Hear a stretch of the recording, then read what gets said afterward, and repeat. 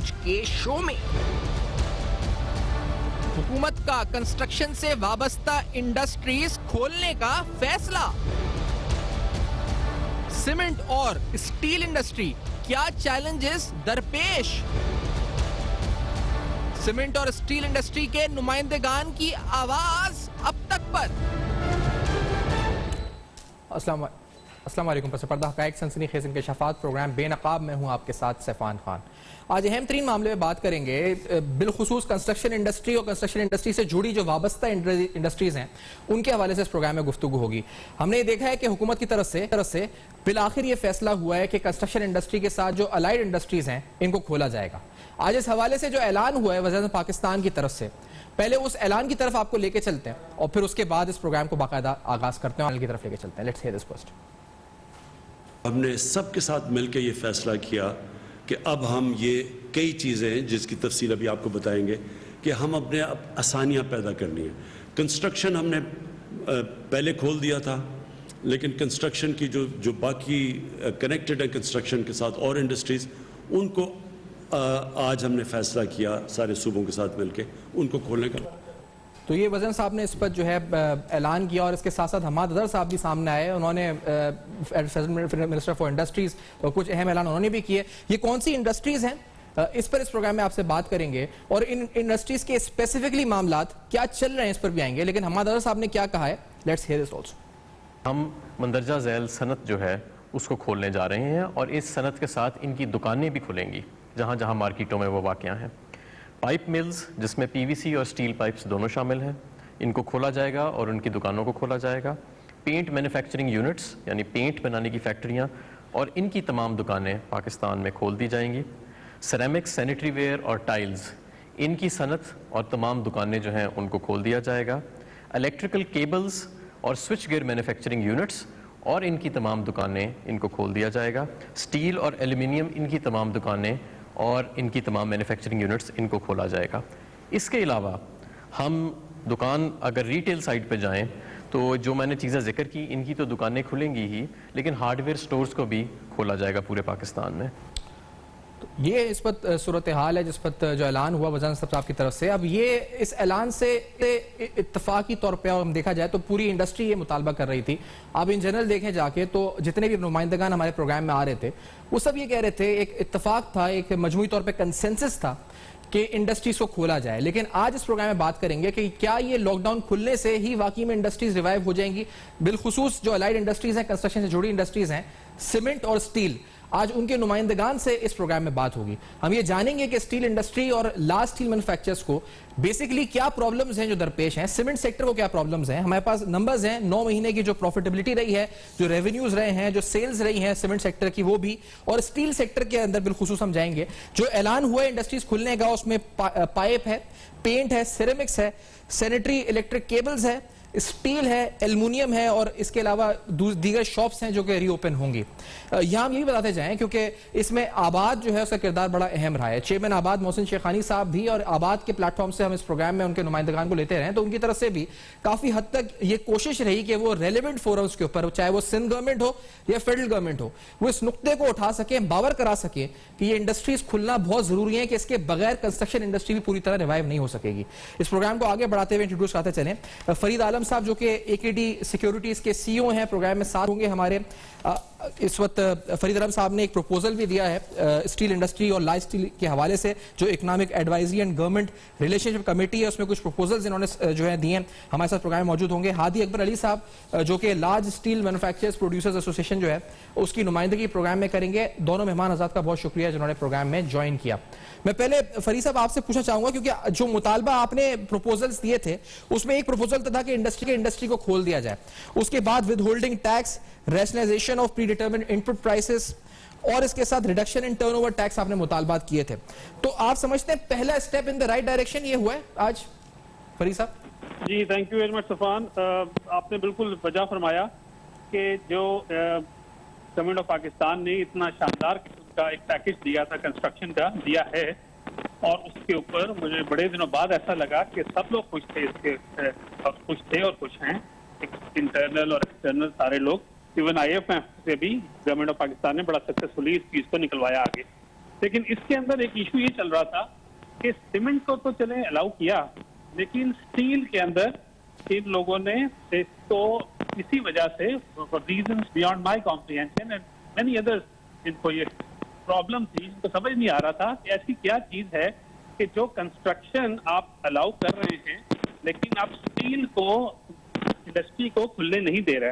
तो अगर ये रेनोवेशन का होता सिस्टम सिर्फ, और ये पैकेज रेनोवेशन के लिए होता, फिर तो अलग बात थी। लेकिन क्योंकि आप और हम और सारे लोग समझते हैं कि फाउंडेशन में, यानी जब आप बिल्डिंग बनाते हैं तो सिर्फ दीवारें नहीं होती, उसके सतून बनाने पड़ते हैं, फाउंडेशन बनानी पड़ती है, छत बनानी पड़ती है। उसके लिए तो आपको स्टील की जरूरत है, दरकार है स्टील। तो आज जाके मैं बल्कि थोड़े शाम से देख रहा था तो दुकानों का लफ्ज आ रहा था। आपने अभी जो अपने इंट्रोडक्शन में हमाद अजहर साहब को सुनाया कि दुकानें और स्टील मिल दोनों का जिक्र किया, तो अब थोड़ी सी जान में जान आई है, बिकॉज इस इंडस्ट्री ने बहुत दिनों तक बहुत सारे स्टेक होल्डर्स के साथ, मिनिस्ट्री ऑफ इंडस्ट्री से लेके FBR से लेके, जिनको ये 100-125 बिलियन का रेवेन्यू देते हैं, बहुत से लोगों से इन्होंने डायलॉग किया। और मैं भी एज अ थर्ड पर्सन मैं इस बात को नोट कर रहा था, और हम लोग परेशान थे कि why government of Pakistan steel industry को नहीं चलने दे रही और बाकी चीजों को थोड़ा उन्होंने, यानी जो पैकेज था ये थोड़ा हाईजैक या अंडरमाइंड या थोड़ा सबुताज होता हुआ लग रहा था। लेकिन अल्लाह का शुक्र है आज स्टील का नाम आ गया है उस इंडस्ट्री में जो कि खुलेगी। तो जाहिर है इंशाल्लाह इसकी एक्टिविटी अब यहाँ से थोड़ा सा हम फील होना शुरू होगी, वाइब्स आएंगी। अभी जो इतना शानदार पैकेज है उसकी वाइब्स आना शुरू नहीं हुई, वन बिकॉज ऑफ कोरोना और एनवायरमेंट में और जिस चीज से हम गुजर रहे हैं वन, और सेकेंडली जो चीज हमारे कंट्रोल में थी स्टील इंडस्ट्री को चलाना साउथ और नॉर्थ में दोनों में, वो अब जो है इंशाल्लाह चलना शुरू होगी, obviously under strong and strict SOPs। सही, और ये तो हम जाएंगे इसके बाद के आपने जो दीगर बातें की थी, प्रपोजल्स दिए थे। मैं पहले हादी अकबर अली साहब को भी प्रोग्राम में शामिल कर लूं। हादी साहब आप फरमाइएगा, ये खुशाइंद फैसला है, पहले तो ये बताइएगा। दूसरी बात कि इसमें जो इकदाम हैं मजीद लेने के लिए वो भी क्या है? क्या हम समझते हैं कि लॉकडाउन खुलने से ही, आपकी दुकान या आपकी मिल्स खुलने से ही, ये आपकी इंडस्ट्री जो अभी कुछ दिन कबल ये कह रही थी कि हम बंद होने के दहाने पर हैं, उसके तमाम मसाइल हल हो जाएंगे? क्या ये कहना सही होगा क्या, या ये एक first step in the right direction है? हादी साहब ji, thank you for having me on your show. I think जो पहला स्टेप है लॉकडाउन को खोलने का, ये डेफिनेटली एक बहुत वेलकम स्टेप है। और आखिरी 3-4 हफ्ते से जब से कंस्ट्रक्शन पैकेज अनाउंस हुआ है, हम गवर्नमेंट को यही एडवाइस कर रहे हैं कि कंस्ट्रक्शन स्टील के बगैर नहीं हो सकता। तो this is definitely a step in the right direction. मगर हमें ये भी महसूस करना चाहिए कि स्टील अभी एक बहुत नाजुक और मुश्किल दौर से गुजर रहा है, और सिर्फ लॉकडाउन खोलना और ये समझना कि स्टील इंडस्ट्री खड़ी हो जाएगी और चल पड़ेगी, ये शायद नहीं होगा। लॉकडाउन के पहले भी स्टील बहुत मुश्किलात में थी। आखिरी 1-1.5 साल में हमने देखा है कि पाकिस्तान में कॉस्ट ऑफ डूइंग बिजनेस बहुत ज़्यादा स्काई रॉकेट कर गया है, बहुत ज़्यादा बढ़ गया है। और एज अ रिजल्ट आखिरी एक या 2 साल में हमने देखा है कि जो स्टील इंडस्ट्री के नेट प्रॉफिट मार्जिन थे, एवरेज में अगर हम लेते हैं, जो 8 या 9% पे चले गए थे, वो अभी लॉकडाउन से पहले 2 और 3% सिर्फ पे रह गए थे। और लॉकडाउन के बाद तो सारे स्टील इंडस्ट्री जो है, सारी यूनिट जो है, वो मेजर लॉसेज में हैं। तो इस सिचुएशन को रिकवर करना, स्टील इंडस्ट्री को अपने पैर पे वापस खड़ा होना, उनको चलना, उसके लिए गवर्नमेंट के पास हथियार मौजूद हैं। उनके पास पॉलिसी मेकिंग अगर वो सही करे, अगर सही कार्ड्स प्ले करे, तो स्टील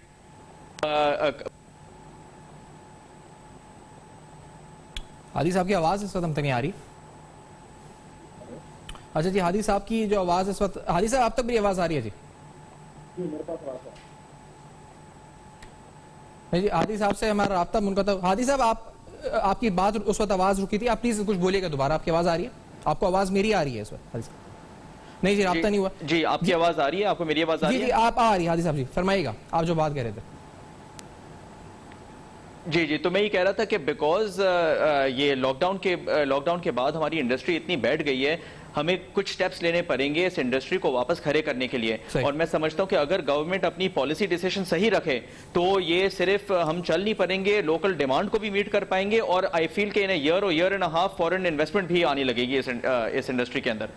अच्छा आदि साहब ये बताइए, क्योंकि हमने जो स्टडी की तो उसमें तकरीबन जो मेजर कंपोनेंट होता है आपकी टोटल कॉस्ट ऑफ प्रोडक्शन का, वो उसमें बेसिकली जो लॉन्ग स्टील मैन्युफैक्चरिंग है वो एनर्जी ज्यादा होता है फैक्टर।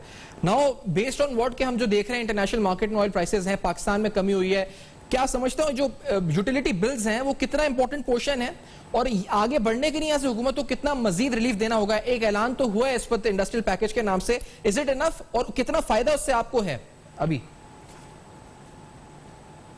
देखिए जो बिजली और यूटिलिटी बिल्स के ऊपर जो ऐलान हुआ है that is mostly for SMEs. In fact जो स्टील इंडस्ट्री के ऊपर जो यूटिलिटी बिल्स है that is the major cost of our production.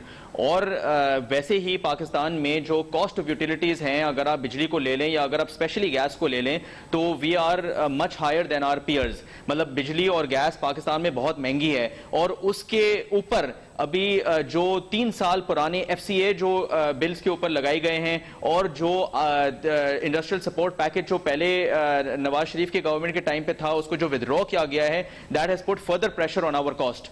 तो ये जैसे मैंने आपको पहले अर्ज किया था कि लास्ट 1 और 2 इयर्स में cost of doing business Pakistan में इतना बढ़ गया है कि इसने स्टील इंडस्ट्री को बहुत नुकसान पहुंचाया है और अभी टाइम है कि स्टील इंडस्ट्री को हम थोड़ा सा रिलीफ दें। और अगर आप चाहें तो मैं कुछ मेजर्स भी रेकमेंड कर सकता हूं जो गवर्नमेंट को करनी चाहिए इमीडिएटली। एग्जैक्टली, जरूर करें। आई थिंक सबसे इंपॉर्टेंट जो चीज है जो गवर्नमेंट को करना चाहिए, सबसे इंपॉर्टेंट जो है वो है इंपोर्ट टैरिफ्स। स्टील इंडस्ट्री में सिर्फ पाकिस्तान पे नहीं मगर पूरी दुनिया में इंपोर्ट टैरिफ्स का एक बहुत ही क्रिटिकल और अहम रोल होता है स्टील इंडस्ट्री के अंदर।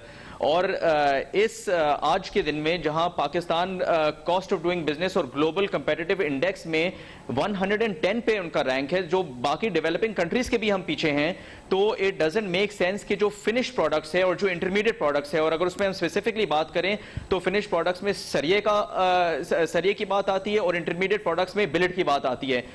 इन दोनों प्रोडक्ट्स पे टैरिफ रैशनलाइज करना या टैरिफ को चेंज करना इस वक्त कोई तुक नहीं बनता। There is no reason to change any tariffs on these products जब हमारी इंडस्ट्री के पास एम्पल कैपेसिटी है लोकल डिमांड को मीट करने के लिए।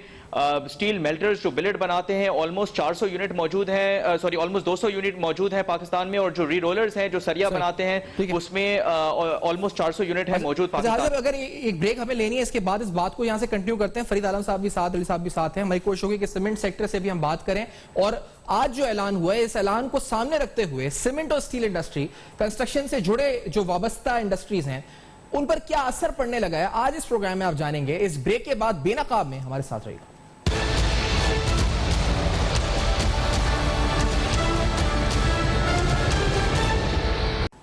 Welcome back. आप देख रहे हैं बेनकाब, और बेनकाब में अहम तरीन सवालात स्टील इंडस्ट्री पे बात हो रही है। प्राइम मिनिस्टर ऑफ पाकिस्तान की अनाउंसमेंट के कंस्ट्रक्शन से जुड़ी वाबस्ता इंडस्ट्रीज को खोलने की, और आपको फिर बताते चलें कि इसमें पाइप, इसके अलावा paint, ceramics, sanitary, electric cables, steel और एल्युमिनियम इंडस्ट्री जिसकी शॉप्स भी रीओपन होंगी। अब ये कितना खुशाइंद है इस पर भी बात हो रही है, और क्या लॉकडाउन खुलने से वो तमाम मसाइल भी हल होंगे जो इन इंडस्ट्रीज को जिनका सामना है। ये प्रोग्राम में ये सवाल भी उठा रहे हैं। फरीद आलम साहब हमारे साथ मौजूद हैं, सीईओ एकेटी सिक्योरिटीज, और हादी अकबर अली साहब जो कि लार्ज स्टील जो एसोसिएशन है उसकी नुमाइंदगी कर रहे हैं प्रोग्राम में। हादी साहब, आप मुतालबात की बात कर रहे थे तो आपने कुछ इंपोर्ट टैरिफ पे कुछ बोला था, ये जो नुक्ता है इसको वाज़ेह तौर पर एक्सप्लेन भी करें, क्योंकि हमने ये सुना है कि जो प्री डिटरमिन्ड इनपुट प्राइसेस हैं वो भी एक हर्डल है कि वो गवर्नमेंट ने रेट्स कुछ सेट किए हैं, मार्केट में कुछ और रेट सेट है, and the rate set by government are very high. ये मसला है क्या? नहीं जी, देखें जो इंपोर्ट टैरिफ्स हैं वो आप 3 डिफरेंट प्रोडक्ट्स पे आप देख सकते हैं। एक है आपका फिनिश प्रोडक्ट जिसमें जो सरिया है, और दूसरा है आपका इंटरमीडिएट प्रोडक्ट जो स्टील बिलेट्स है जिससे सरिया बनता है। और इसमें ये सबसे स्टील सेक्टर का सबसे लार्जेस्ट सेगमेंट जो है ये ही है जो मैन्युफैक्चरर्स बिलेट बनाते हैं और जो मैन्युफैक्चरर्स सरिया बनाते हैं, और ये सारा स्टील कंस्ट्रक्शन सेक्टर में ही जाता है। तो इसको इस सेगमेंट की देखभाल करना और इनके ऊपर मेक श्योर करना कि जो इंपोर्ट टैरिफ्स है वो चेंज नहीं हो इस टाइम पे जहां हमारी इकोनॉमी भी बहुत मुश्किल दौर से गुजर रही है और स्टील इंडस्ट्री भी जो बिल्कुल ही बैठ गई है, ये बहुत ही इंपॉर्टेंट है। अगर हम बात करते हैं हमारे प्राइमरी रॉ मटेरियल का, जो रॉ मटेरियल हम इंपोर्ट करते हैं स्टील बनाने के लिए, उसके ऊपर भी इंपोर्ट टैरिफ्स है, और उस पर हमने सजेस्ट किया है कि वो जीरो रेटेड होने चाहिए, क्योंकि जो प्राइमरी रॉ मटेरियल है जो स्टील स्क्रैप है उसके ऊपर अगर टैरिफ जीरो रेट हम करते हैं तो नॉट ओनली स्टील का जो दाम है, कंज्यूमर को जो दाम पड़ते हैं, जो गवर्नमेंट प्रोजेक्ट्स को जो स्टील की कॉस्ट पड़ेगी वो कम हो जाएगी, इन्फ्लेशन भी कम होगा और हमारी स्टील इंडस्ट्री की कंपेटिटिवनेस भी बढ़ेगी। मगर जो इंटरमीडिएट प्रोडक्ट है, स्टील बिलेट या जो फिनिश प्रोडक्ट है जो हम सरिया को कहते हैं, उसके ऊपर कोई टैरिफ की चेंज नहीं होनी चाहिए। सही। और फरीद आलम साहब आपसे पूछना चाहूंगा कि आपने कहा कि rationalisation of predetermined input prices और एग्जेम्पशन फ्रॉम WHT यानी विदहोल्डिंग टैक्स, ये बड़ा अहम नुकता है क्योंकि अभी जो रीसेंट पैकेज अनाउंस हुआ था इसमें एग्जेम्पशन थी जो construction material except for cement and steel from withholding taxes. तो डू यू थिंक कि ये इस फैसले को रिव्यू होना चाहिए और ऐसा क्यों होना चाहिए फरीद आलम साहब? बुनियादी नुकता है, बट मैं इस नुकते पे आने से पहले आप जो अभी आदि भी एक्सप्लेन कर रहे थे और आपने मुझसे भी पूछा, पहले मैं वो आपको जो ITP हम कहते हैं, इंपोर्ट ट्रेड प्राइस, इसकी आपको थोड़े से नाजरीन को वजाहत कर दूं। As a student of this industry मैं समझ रहा हूँ, सीख रहा हूँ इसके ऊपर, हमारी जो रिसर्च होती है इसके ऊपर, मैं थोड़ी सी जो इसके अंदर चेक किया तो इनके अंदर जो इन्होंने फैसला किया था कि जो इनके कलेक्टर ऑफ कस्टम्स के साथ बैठ के 3-4 साल पहले, उसके अंदर इन्होंने ये एग्री किया था कि हम इस ट्रेड प्राइस को सेटल करेंगे और हम इसके ऊपर पीरियोडिकली मीटिंग करके इसको डायनेमिक रखेंगे, स्टैटिक नहीं होने देंगे। तो आज से 3-4 साल पहले जब ये स्क्रैप का रेट तकरीबन $360 पर टन था, उस वक्त की ये प्राइस सेटल हुई हुई है। आज ये प्राइस हो गई है $250 पर टन या $260 पर टन। हम बात कर रहे हैं स्क्रैप की।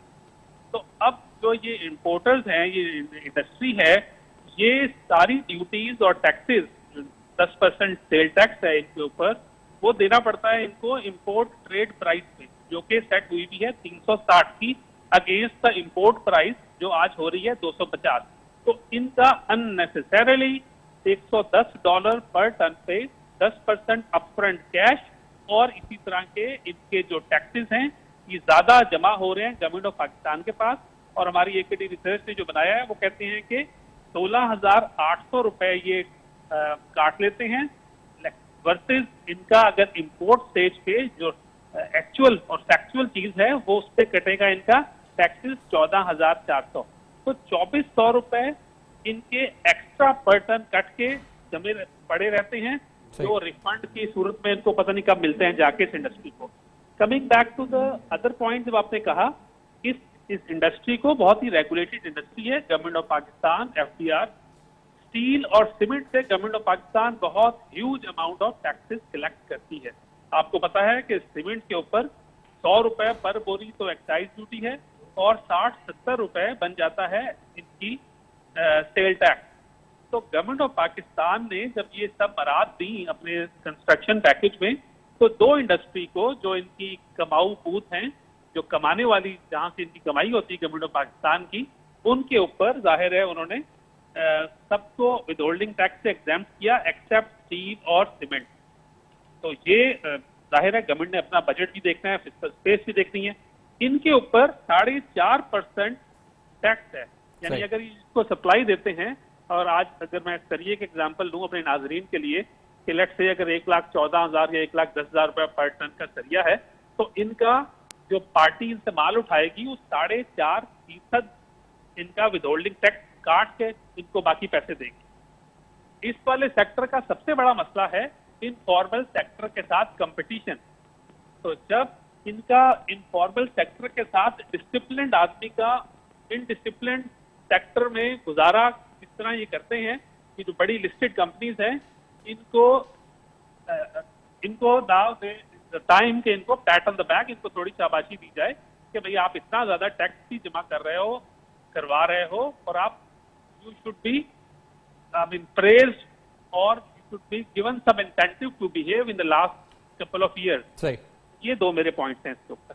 ठीक है, और हादी साहब आप इस पर क्या कहेंगे, क्योंकि ये जो अहम बात है दोनों, विदहोल्डिंग टैक्स की भी और rationalisation of predetermined input prices, ये दो, इन दो नुकात पे आपकी इंडस्ट्री का मुतालबा क्या होगा, आपके एसोसिएशन का? जैसे फरीद कह रहे हैं ये बिल्कुल सही है। आई थिंक ये बहुत वैलिड पॉइंट्स हैं। देखें, वी हैव टू अंडरस्टैंड कि अभी जो इंडस्ट्री है वो बिल्कुल लॉसेस में है, और जो विथहोल्डिंग टैक्स की बात हो रही है, ये ऐसा टैक्स है जो आपसे कटा जाता है और वो एक एडवांस तौर पे गवर्नमेंट ले लेती है। मगर जब इस साल हमारे कोई प्रॉफिट्स ही नहीं होने वाले, पूरी इंडस्ट्री को प्रॉफिट्स ही नहीं होने वाले, तो हम उस टैक्स को एडजस्ट कहां से करेंगे? तो बेसिकली क्या होगा कि वो गवर्नमेंट के खाते में चले जाएंगे और हमें रिफंड मिलेंगे नहीं। तो जो लिक्विडिटी के इशू है, जो अक्रॉस द इकोनॉमी एक इशू बना हुआ है और स्टील इंडस्ट्री में स्पेसिफिकली है, वो ज्यादा एग्जैजरेट हो जाएगा, वो ज्यादा सिवियर हो जाएगा, क्योंकि हमारे पैसे ऑलरेडी फंसे हुए हैं मार्केट के अंदर, रिसीवेबल्स के अंदर, और अब टैक्सेस में ज्यादा जाके फंस जाएंगे। जो ये विथहोल्डिंग टैक्स की जो बात फरीद साहब कह रहे हैं, तो it is a very valid point. इसके अलावा अगर हम लिक्विडिटी की बात करते हैं तो there are a few other points जो इंडस्ट्री के लिए बहुत एक बर्निंग इशू बन गया है। हमारे सेल्स टैक्स के रिफंड बहुत सारे एफबीआर के में खड़े हो गए हैं और billions of rupees are stuck up in FBR, जो आखिरी 10 महीने से हम एफबीआर को खते लिख रहे हैं, मीटिंग्स कर रहे हैं, मगर उसका कोई रिस्पॉन्स नहीं आ रहा। इसमें अगर मैं थोड़ी सी तफसील बताऊं कि हमें एक sales tax, special sales tax regime में होते थे लास्ट ईयर, और उसमें से हमें निकाल के एक एड वैलोरम रिजीम में, जो रेगुलर रिजीम में इनपुट आउटपुट का, उस पर लाया गया है इस साल। और उस दौरान हमारे जो स्टॉक्स थे जून 30 पे, उसके ऊपर डबल टैक्सेशन हुई है। मतलब गवर्नमेंट ने उन स्टॉक्स के ऊपर 2 गुना हमारे से टैक्स ले लिए हैं। तो हम सिर्फ ये कह रहे हैं कि जी वो जो डबल टैक्सेशन है उसको आप खत्म करें और हमें जो टैक्सेशन आपने वापस करनी है वो हमें वापस कर दें, बट वो कर नहीं पा रहे। तो हमारी जो वर्किंग कैपिटल है वो स्टकअप हो रही है और हम वापस, जो लॉकडाउन खत्म हो गया, मगर हम ऑपरेशंस को स्केल अप नहीं कर पाएंगे क्योंकि हमारे पैसे वंस अगेन गवर्नमेंट के हाथ में फंसे हुए हैं टैक्स के मद में। एग्जैक्टली तो ये अहम नुकता है। लेकिन आप समझते हैं फिर कि जो कंस्ट्रक्शन इंडस्ट्री का जो रिवाइवल है वो आपकी होप्स क्योंकि हमें पता है कि ड्यूरिंग दिस कोविड सिचुएशन और पोस्ट कोविड सिचुएशन भी अगर कहें तो डिमांड इज वेरी अनसर्टेन। ये पैकेज तो आ चुका है, गवर्नमेंट लेवल पे कोई projects as such PHDP expenditures हमें नजर नहीं आते, जो कंजम्पशन है, जो डिमांड है, उस पर फर्क पड़ा है, अनसर्टेन सिनेरियो है। तो what are you expecting, outlook क्या नजर आ रहा है आपको अपनी इंडस्ट्री का? देखिए, अनसर्टन सिनेरियो तो डेफिनेटली है, मगर मैं ये समझता हूं कि गवर्नमेंट के पास सारे हथियार हैं कि इस अनसर्टनिटी को कितने वो सर्टनिटी के तरफ ले जाएं।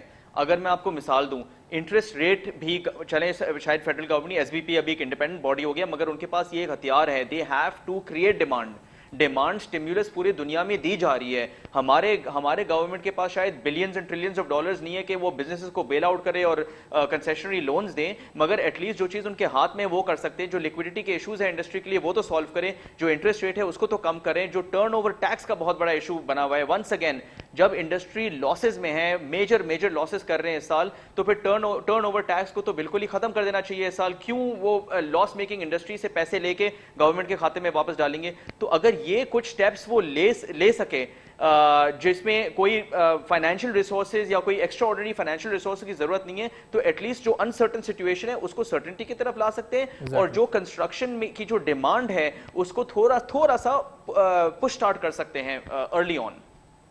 ठीक है जी, एक ब्रेक की तरफ बढ़ते हैं। इस ब्रेक के बाद हम इस प्रोग्राम को आगे बढ़ा। इंडस्ट्री पे आप सुन रहे हैं मौके प्राइम मिनिस्टर का फैसला तो बड़ा अहम है, कंस्ट्रक्शन पैकेज बड़ा अहम है, उसके जुजियात बड़े अहम है, लेकिन क्या हम देखेंगे कि ये सब चीजें ट्रांसलेट होंगी और अलाइड इंडस्ट्रीज में भी वो प्रॉस्पेरिटी आएगी जिसकी जरूरत है, वो डिमांड जनरेट हो सकेगी नहीं हो सकेगी, सीमेंट पर ही बात होगी। लेकिन इस छोटे से वक्फे के बाद हमारे साथ रहेगा बेनकाब में।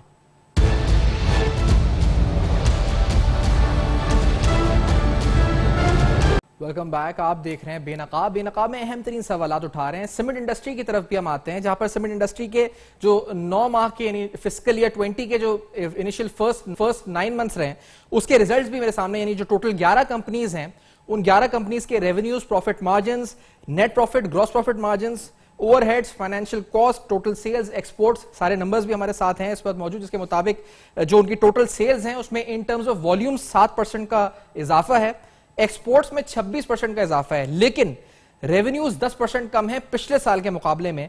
सीमेंट सेक्टर में जो प्रॉफिट मार्जिन्स हैं 3% का डिक्लाइन है, पिछले साल 16% थे, इस साल -3% है, तकरीबन 118% की नेगेटिव ग्रोथ है।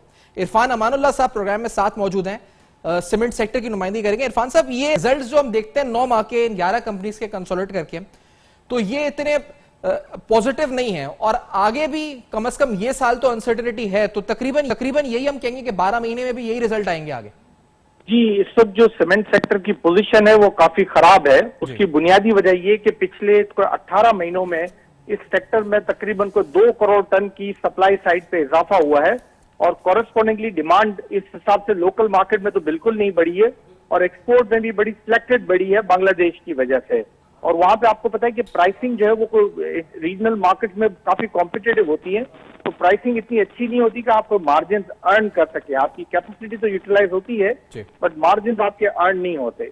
तो नॉर्थ के जो प्लांट्स हैं उनके लिए बड़ा डिफिकल्ट था कि वो अपनी एक्सेस कैपेसिटी को साउथ में कराची में लाके एक्सपोर्ट करते because of the higher transportation cost. और अफगानिस्तान और इंडिया लेन रूट आपको पता है इंडिया बंद हो चुका था, और अफगानिस्तान में भी काफी जो है ना सीमेंट की जो एक्सपोर्ट थी वो कम हुई थी। तो कट थ्रोट कंपटीशन नॉर्थ में होने की वजह से प्राइसिंग इक्विलिब्रियम पूरा तबाह हो चुका था, और उसकी वजह से जो है वो रिजल्ट भी अच्छे नहीं रहे। On top of that devaluation, massive devaluation हुआ, कोयले की प्राइसेस बढ़ गई इंटरनेशनल मार्केट में, डीजल की प्राइसेस बढ़ गई थी पिछले 8-9 महीने में, और फाइनेंस कॉस्ट ऑब्वियसली बढ़ी थी क्योंकि इंटरेस्ट रेट्स काफी हाई थे। तो ग्रॉस मार्जिन और ऑपरेटिंग मार्जिन में आपको एक बहुत बड़ी गिरावट नजर आ रही है इस वजह से। अच्छा इरफान साहब, इस सूरत हाल में देखते हुए इस पिक्चर को सामने रखें और फिर आपसे जो मुतालबा, जैसे आबाद कहते हैं कि आप लोग प्राइसेस कम करें या अलाइड इंडस्ट्री भी प्राइस कम करे ताकि वो हमारी जो डिमांड हमें देनी है इस इंडस्ट्री को वो वॉल्यूम्स हम दे सकें ताकि इंडस्ट्री सेक्टर आगे बढ़े, माइंडसेट चेंज करें, तो इज इट पॉसिबल? क्योंकि मैं जो आपके मार्जिन्स देख रहा हूं तो दे आर नेगेटिव 3% नाउ, तो आप मजीद प्राइसेस जी ये बात आबाद को भी पता है कि सीमेंट की बोरी 3 साल पहले भी 550 रुपए की थी और आज भी कोई 500 रुपए की बोरी मिल रही है नॉर्थ में। तो ठीक है, साउथ में प्राइसेस अलबत्ता कोई 550 और 600 के दरमियान है, नॉर्थ में तो ये प्राइस वैसे ही 480, 490 और 500 रुपए की है। 3 साल में भी अगर आप एनालिसिस करें तो आपके मुल्क में जो कॉस्ट पैरामीटर्स हैं पाकिस्तान में, हमारे मुल्क में, वो बेतहाशा चेंज हो गए। ठीक है ना, डिवैल्यूएशन एक बहुत बड़ा फैक्टर था, डीजल की प्राइसेस एक बहुत बड़ा फैक्टर था, इंडस्ट्री ने बैंक बोरिंग्स करके कैपेसिटी एनहांसमेंट की थी तो उसकी फाइनेंस कॉस्ट एक बहुत बड़ा फैक्टर था। थोड़ा सा आबाद के उस पर भी एक थोड़ा सा अनजस्टिफाइड होगा कि वो कहें कि यहाँ से प्राइसेस कम हो। जो बड़ी वजह है प्राइसेस की के अंदर वो ये कि तकरीबन कोई 40% तो गवर्नमेंट टैक्सेस हैं। अगर आप वो गवर्नमेंट टैक्सेस में रैशनलाइज करवा दें हुकूमत से तो फिर प्राइसेस कम हो सकती है। अदरवाइज अगर आप प्योरली कॉस्ट के हिसाब से देखें तो प्राइस कम करना जो है ना जस्टिफाई नहीं होगा। यहाँ से थोड़ा सा प्राइस इंप्रूव होने से ही ये जो है ना मार्जिन बेहतर होंगे। अच्छा, और आप जो कह रहे हैं 40% कंपोनेंट टैक्सेस का है, लेकिन वो कार्टलाइजेशन की जो बात है, इल्जाम लगता है आपके सेक्टर पे कि कार्टलाइजेशन प्राइसेस में की हुई है एंड दैट इज व्हाई कि ये प्राइसेस इतनी ज्यादा स्टिकी हैं और ये नीचे नहीं आती हैं। आप इसका क्या जवाब देंगे? तो सीमेंट की प्राइस 800 रुपए होती बोरी की, ये तो 450 रुपए पे खड़ी हुई है प्राइस, 480 रुपए पे प्राइस खड़ी हुई है। तो मुझे बताएं ना, अगर कार्टलाइजेशन होता तो क्या कोई ग्रॉस लॉस करता? आप मुझे बताएं इस बात का जवाब दे। बड़ी बड़ी कंपनीज ग्रॉस लॉस से आगे, आप देख लें मैपल लीफ और डीजी खान जैसी कंपनीज हैं जो कि मार्केट मेकर कंपनीज हैं, वो हार्डली इवन ग्रॉस, बहुत ही मार्जिनल ग्रॉस प्रॉफिट है। काफी बड़ी कंपनीज हैं उनके ग्रॉस लॉसेस सिचुएशन है। बेस्टवे जैसी कंपनी जो उसका ग्रॉस लॉस की सिचुएशन आ गई है। तो अगर कार्टलाइजेशन होती तो क्या ग्रॉस लॉस होता? Exactly. अच्छा इरफान साहब, ये भी फरमाइएगा क्योंकि अब आपकी जो आगे डिमांड है उसके अंदर पीएसडीपी का कितना कंपोनेंट आप रखते हैं? ये क्योंकि हम जानते हैं कि जो बड़े प्रोजेक्ट्स हैं they have been stopped federal level के ऊपर, जो बड़े कंपोनेंट्स थे, जो फंडिंग्स थी, बड़े प्रोजेक्ट्स थे, रुक गए हैं, कब खुलेंगे नहीं पता। तो उस तरफ भी आप लोग देख रहे हैं आपकी जो सेल्स प्रोजेक्शंस हैं उसमें कि आप क्या इंपैक्ट आएगा इसका, ये रुकने का? मैं आपको एक बात बताऊं, government is the biggest customer of the cement sector. ठीक है ना, अगर आप पीएसडीपी कर्टेल करते हैं, कम करते हैं, स्पेंडिंग नहीं करते तो स्टेट अवे सीमेंट की जो ओवरऑल डिमांड है कंट्री वाइड उसमें एक मेजर जो है ना वो गिरावट आ जाती है। ठीक है ना, आबाद जो है वो जरूर, आबाद या जो बिल्डिंग सेगमेंट है वो जरूर हमारा एक कस्टमर है, मगर वो 20% से ज्यादा बड़ा कस्टमर नहीं है ओवरऑल पाई में। मेजर जो कस्टमर है 40 to 45% वो गवर्नमेंट होती है, और गवर्नमेंट इंड्यूस्ड प्रोजेक्ट्स होते हैं जो कॉन्ट्रैक्टर्स गवर्नमेंट का काम करते हैं, कनाल लाइनिंग में, डैम्स में, ब्रिजेस में, इंफ्रास्ट्रक्चर में, वहां पे बहुत बड़ा काम होता है जो कि टोटल डिमांड का 45 to 50% जनरेट करती है। तो जैसे जैसे पीएसडीपी कट होता जाता है तो वैरायटी ऑफ रीजन आप देखते हैं कि सीमेंट में प्रेशर आता जाता है। आबाद या हाउसिंग सेक्टर जो है वो 20 से 22% का वॉल्यूम जनरेट करता है सर। अच्छा, और तो फिर इसका मतलब तो कंस्ट्रक्शन पैकेज जो है वो दैट इज ओनली 20 to 25% अगर डिमांड आती है वहां से, 40 to 45% इज गवर्नमेंट जिसका हमें पता नहीं, और अगर एक्सपोर्ट्स इसके अंदर इस 9 माह में 7% का इजाफा है, आगे बाहर के मुमालिक से आपको यानी एक्सपोर्ट्स में 26% का इजाफा है आपके वॉल्यूम्स टर्म्स में, तो आगे तो पता नहीं कि बाहर के ममालिक आपको ऑर्डर देंगे, वहां पे भी रुक गए होंगे प्रोजेक्ट्स वगैरह, वहां से इंपोर्ट आपके होंगे नहीं होंगे, इट इज अनसर्टेन। आपको लगता है एक्सपोर्ट्स की ग्रोथ होगी कोई? नहीं, पाकिस्तान की जो 3 की कमर्शियल मार्केट है ना समंदर से, उसमें एक श्रीलंका है, एक बांग्लादेश है और एक ईस्ट अफ्रीका है। तीनों जगह कोविड-19 की वही सिचुएशन है जो पाकिस्तान में लॉकडाउन है, कर्फ्यूज हैं जो कि एक्सटेंड हो रहे हैं, तो बहुत मुश्किल हो रही है वहां पे एक्सपोर्ट पुश करने में। तो डेफिनेटली मैं आपको सिर्फ श्रीलंका की एग्जांपल देता हूँ। श्रीलंका ने पाबंदी लगा दी है कि सीमेंट जो भी इंपोर्ट होगा श्रीलंका में वो 180 डेज के लेटर ऑफ क्रेडिट पे इंपोर्ट होगा। अब आप सोचो 180 डेज का लेटर ऑफ क्रेडिट उन्होंने कंपलसरी कर दिया है कि सीमेंट वहां पे उसी वक्त एक्सपोर्ट होगा। अगर लेटर ऑफ क्रेडिट 180 डेज का होगा तो 180 दिन का उधार आपको श्रीलंका में देना पड़ेगा, जो कि बहुत बड़ा क्रेडिट रिस्क है। बांग्लादेश इस वक्त टोटल कर्फ्यू में है, वो क्लिंकर की एक बहुत बड़ी मार्केट है, दुनिया की सबसे बड़ी मार्केट है क्लिंकर की। वहां पे इस वक्त सिचुएशन ये है कि वहां पे कर्फ्यू एक्सटेंड हो गया 15 मई तक।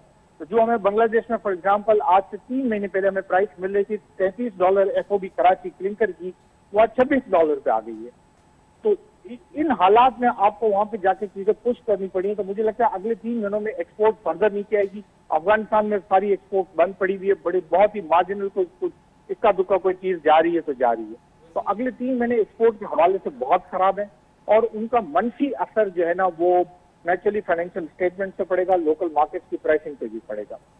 सही है। और लोकल लेवल के ऊपर फिर जो आप जो कह रहे हैं 20-25% जो डिमांड यहाँ से जनरेट हो सकती है कंस्ट्रक्शन पैकेज से, तो वो भी आर यू होपफुल कि आएगी या फिर या आपको उस पर भी लगता है कि इट इज वेरी डाउटफुल कि आगे? कंस्ट्रक्शन पैकेज जो है ना वो गवर्नमेंट की एक रे ऑफ होप है। ठीक है। इससे एक इंडिकेशन ये मिलती है कि गवर्नमेंट जो है ना वो सेक्टर को कंसिडर कर रही है और गवर्नमेंट जो है ना वो इस सेक्टर को स्टिमुलेट करना चाहती है, इसलिए उन्होंने इतना बड़ा पैकेज दिया है। ये इन्वेस्टर्स पे डिपेंड करता है कि इस पैकेज को वो कैसे लेते हैं। मेरा जाती ख्याल ये है कि यहाँ से अगर इन्वेस्टर्स इसको वेलकम भी करते हैं और इस पर काम भी करते हैं तो उसको मटेरियलाइज होने में, चीजें मटेरियलाइज होने में अब भी 6 से 9 महीने लग जाएंगे, ये ओवरनाइट नहीं होगा। 6 से 9 लगेंगे इस वक्त। तो सीमेंट सेक्टर की अगर बात करें तो आप ये कहते हैं कि 20-25% इंपैक्ट है and that is only a ray of hope. 6 से 9 महीने लगेंगे इसको आगे होने में। Final word from steel industry also, आप समझते हैं कि आप कितने होपफुल हैं इस पर, इस पैकेज को लेकर? हादी अकबर अली साहब। जी देखें, ऑब्वियसली होप तो है और एक अच्छा स्टेप लिया है गवर्नमेंट, मगर मैं एग्री करता हूं कि ये ओवरनाइट नहीं होने वाला, इसमें काफ़ी महीने लग जाएंगे क्योंकि जैसे आपने कहा कि रियल डिमांड अभी नहीं है, क्योंकि बिजनेस सेंटिमेंट गिरा हुआ है और क्योंकि गवर्नमेंट को अभी भी काफ़ी कदम उठाने होंगे इस बिजनेस सेंटिमेंट को रिकवर करवाने में। कोई भी इन्वेस्टमेंट नहीं करेगा जब उसका कोई ख़रीदार नहीं है, तो इसमें टाइम लगेगा, मगर ये कितनी जल्दी होता है ये गवर्नमेंट के हाथ में। ठीक है जी, हादी आपका बहुत शुक्रिया अदा करेंगे, आपने प्रोग्राम में ज्वाइन किया है। फरीद आलम साहब जो प्रोग्राम में साथ रहे हमारे, और उसके साथ साथ इरफान अमानुल्लाह साहब जो सीमेंट नुमाइंदगी कर रहे थे। प्रोग्राम आपने देखा, इस पर आज हमने बात की सीमेंट और स्टील इंडस्ट्री पर, जो कि जुज है कंस्ट्रक्शन इंडस्ट्री, अलाइड जो अहम तरीन इंडस्ट्रीज में इस वक्त वाबस्ता है कंस्ट्रक्शन के साथ। आज प्रोग्राम में डिटेल के अंदर उनकी प्रॉफिटेबिलिटी, उनके मार्जिन, उनकी सेल्स प्रोजेक्शंस और इस कंस्ट्रक्शन पैकेज का इंपैक्ट क्या होगा, आज लॉकडाउन खुलने से असर क्या होगा, इस पर भी तफसीलन बात हुई। आपका फीडबैक मौसूल होगा हमारे फेसबुक, ईमेल और ट्विटर पे जो आपके सामने फ्लैश कर रहे हैं। देखते रहेगा, अब तक अपना बहुत ख्याल रखिएगा।